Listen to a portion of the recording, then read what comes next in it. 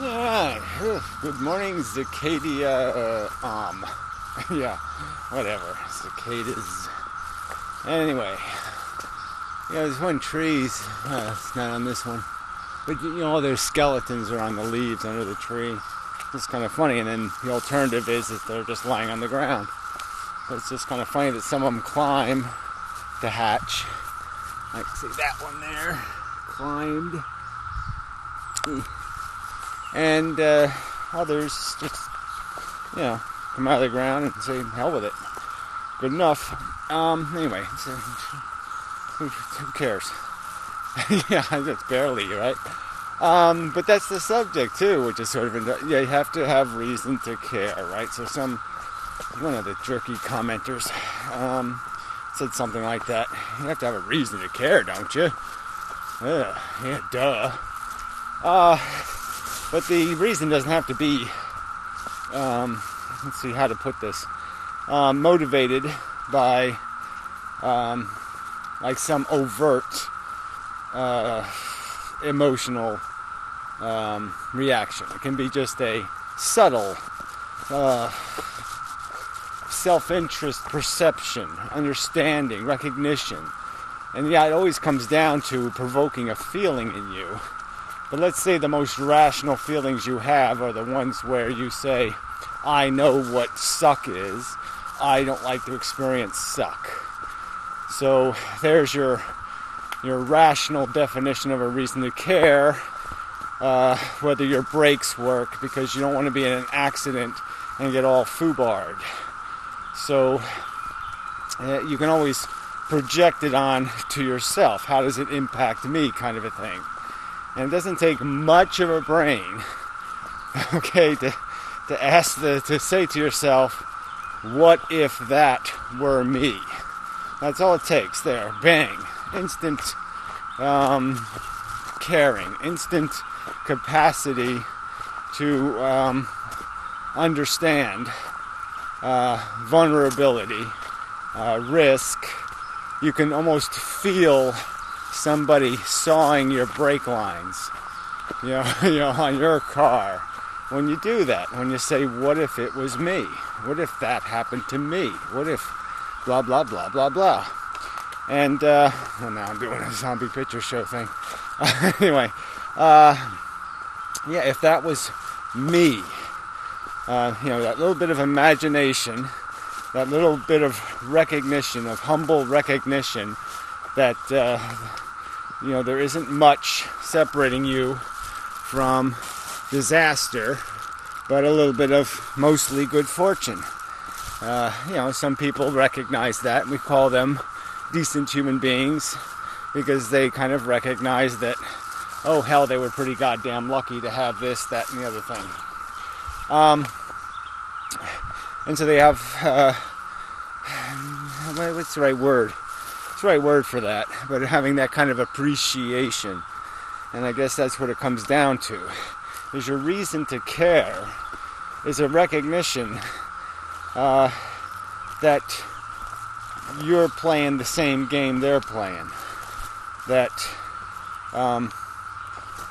in the future, individuals will exist just like you, and they will exist at the hands, at the fate of the circumstances you allow to exist. The rules you don't fight now are the rules they'll have to live under, kind of thing. You're playing the game.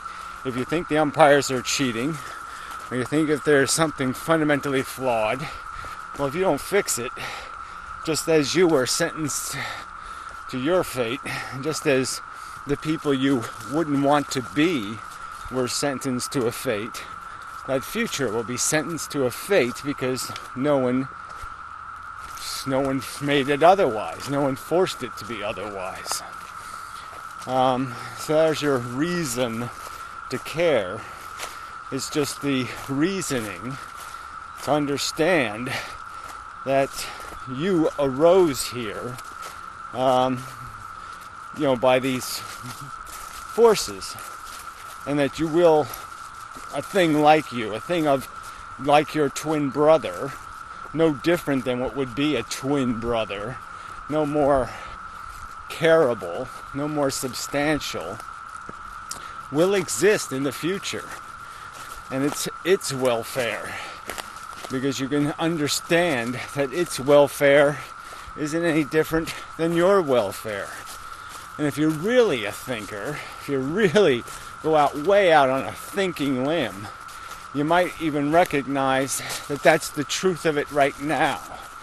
That the other 7 billion consciousnesses are just as conscious as you, for the most part. They might not be as smart, and they might not be as sophisticated, and they might not know as many big words, and some other kind of bullshit. But they're conscious. They might be complete assholes. And that just should make it even clearer to you how urgent the problem is of caring. Because, frankly, it's like you. Would you want to be an asshole? Do you have no humility in recognizing that you were saved from being an asshole by just circumstances? I mean, do you really think that if you were born in China, you'd still be you? Or if you were born in, Iran, you'd be one of them. And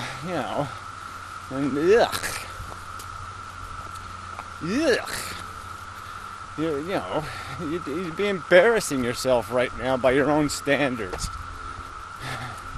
And so that's reason to care. Because you just recognize vulnerability. You recognize your good fortune. You recognize that good fortune's no way to run a railroad. You don't maintain a car on wishes and hopes. You do it based on maintenance and work and expense and sacrifice. It costs something. And everybody thinks they can just get this one for free. And it's not going to be free. Protecting the future is going to require investment. It's going to require work and effort. And it doesn't sound good at all. But what it requires for you to care. So you'll have to do this little bit of, what if it were me? Yeah, you'll have to use all your big giant brains to figure out that you and them is pretty much us. It's an us game. It's not a you or me game. It's an us game. What happens to all of us is dictated by all of us in a lot of respects. It's got to be played as a multiplayer game. Or the metaphor, or whatever bullshit. But anyway, that's where the caring should come from, though, is a internalized, personalized recognition of a kind of fear. It should scare you. The vulnerability that consciousness is subjected to. You should be able to feel the tremors of that vulnerability. Of being born a housefly. That kind of thing. Existing as a maggot. You should be able to appreciate that you wouldn't want the fate of the crocodile food or the lion meal. You don't want to be what so much of life is trapped in. And just saying, like I said, all you have to do is have a little bit of fear. Just a little bit. The more you think about it, I think the more you'll recognize it, and you'll see it, and you'll become more and more distracted, tempered in your gameplay by a perception of ominous threat. Where you are exposed to the horror of being not only abused in the future, but just being a colossal asshole. To have consciousness totally and completely humiliated. That should scare you enough. Yeah, I believe it should. That's what I believe. So anyway, probably enough. Until probably later. If I have something to add on. Not too many videos being made. Piro's a weird sort. Yeah, well, maybe I'll make a video about Piro being a weird sort. Yeah, I concur. That guy totally confuses the fuck out of me. Look, my brain exploded. Look, it actually popped right out of my head. I was contemplating Piro. I was saying, what the fuck is this guy? He's gonna personally block everybody with like 4 hours of video for each blockee? I mean, there's guys calling, Jay Sounder, the N-word and shit. You're gonna have to think about blocking those fuckers? Jeez. Oh, he's over here. I'm over here talking. Just because I don't have a head or a brain doesn't mean you can neglect me. I'm a goddamn cicada fucker. Alright, well maybe that's not very much. I'm a dead cicada too. Anyway. Could you just dispose of me properly? Because this is humiliating not to have a brain. Okay.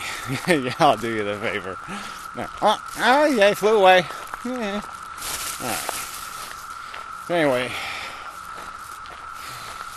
Until next time. Such.